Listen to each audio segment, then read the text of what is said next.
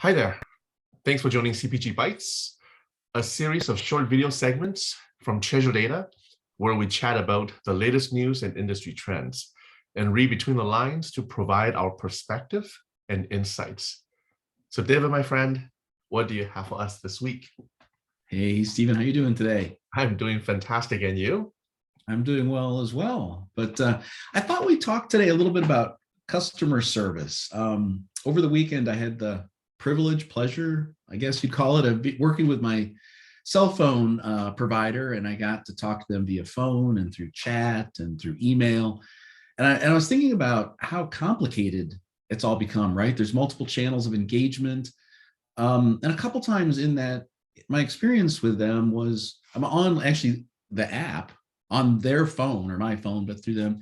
And they were still asking me basic questions like my name. I'm thinking, well, I'm in the app that you created on your phone. This seems a little bit odd. So it got me thinking about what's the deal with customer service today? So I thought we'd talk a little bit about that. So I found this study that Microsoft did.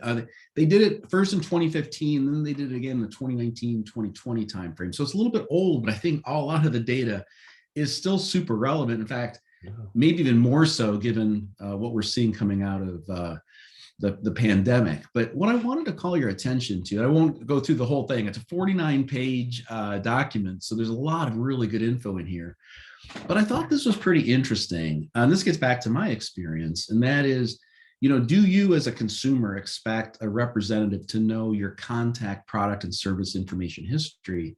And 75% of people do. Now, you'd almost argue that's probably higher, especially for the younger generations.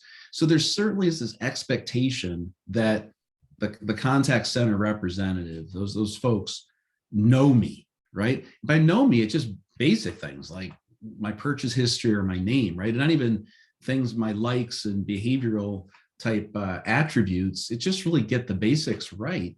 But what's fascinating about this, Stephen, is if we scroll down, the question then becomes, how often does that representative have access to your contact and basically history? And if you look at these numbers here, now granted, this is a little bit old, so maybe they've changed a little bit, but I don't think they've changed that much. But based on my own personal experience, and probably the viewers as well, 15% almost never, 31% occasionally, 23, 24% half time. Over half are not really providing that knowledge and that feeling that you know me as a consumer, which I think is just a really huge opportunity for companies to differentiate themselves and to think about their contact center as another channel of engagement, right? It's an extension of your brand. And so when I was calling my mobile provider, I actually ended up with a really good experience to the point where the person I talked to actually ended up giving me their own mobile number so I could get in contact with them. So, that generated a feeling of loyalty that's priceless, right?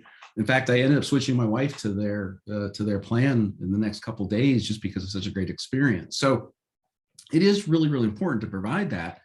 And I think a lot of times CPG companies think of their contact center as, maybe a cost center, right? You have to have it. Like, it's almost like, I have to have this capability, without thinking about it as being another way to truly drive that relationship with your end consumers. And so I think sometimes companies wonder, like, well, where do they stand? And, how am I doing?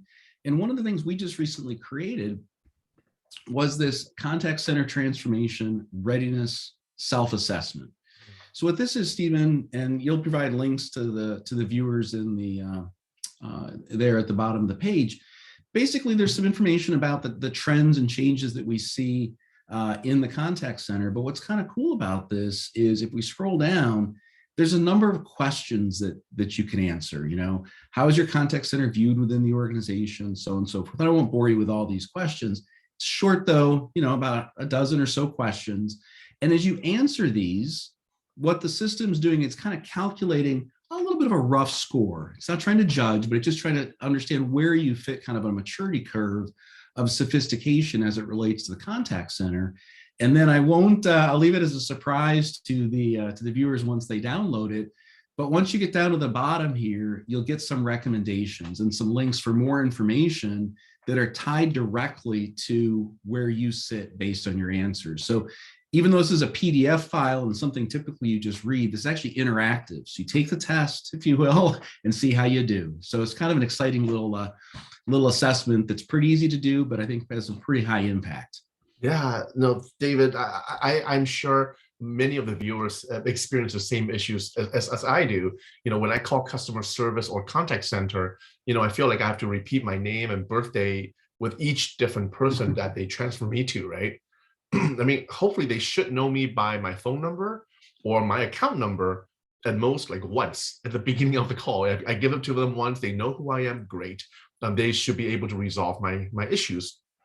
So wouldn't it be nice that the contact center you call already know your engagement with the brand, your shopping habits, your browsing history, and even offer you kind of the next best product or services that better suit you as a customer, just like you said, right? The better plan that will fit your wife and you as well. But that can't happen without unifying all your data together to make that happen. Right? I mean, from what I heard, contact center agents have to go through 15 different screens, multiple different databases, just to piecemeal all these different interactions all together, just to get to know who you are as a caller into a call center. So if they have all these information at hand in real time and is able to give you that next best action or next best recommendation, not only are you calling in to get an issue resolved, you leave feeling delighted. Hey, they do know me. They know what my habits are. They know what I'm looking for. And you know what? They actually made a recommendation or a service offering that's even better than the one I have today. They truly know me. I think that not is a call center or a contact center a center for them to help you resolve issues, but it's another engagement point to delight you as a loyal customer. Exactly. I think that word, Stephen, is so appropriate, right? Delight the consumer, right? It's all about delighting them. And I think the flip side is I would have to think that sometimes working in a contact center can be a little bit difficult, right? And now by, you said, like seeing multiple screens, trying to piece information together, if you can then empower the contact center employees to delight the consumer, it's a win-win for everybody, right? For the brand, for the employee, and for the consumer. So it's that trifecta of win. Yeah, no, so customer experience cannot be had without employee experience or employee satisfaction too, right? They feel that hey, I'm not only here to take questions, I'm actually here to help out customers, to offer them the best service that I can possibly offer, and at the end, the brand also is improved based on all of this interaction. So I think that's fantastic. But well, thank you, David, for all that insight on contact center today. And thank you for joining us. As mentioned, in today's CPG Bytes, we have made this valuable tool available to you, our loyal CPG Bytes viewers, the Contact Center Transformation Readiness Guide for you to download for free. So go to the description below, find the link for this Contact Center Transformation Self-Assessment, and you can download the entire sheet for you to work on by yourself or with your team and see kind of how you are able to answer these questions. And the exciting part, which David pointed out, is the recommendation at the end on what are some of the best next steps that you can take after you watch this video. So for more videos like this, please like, comment, share, and subscribe.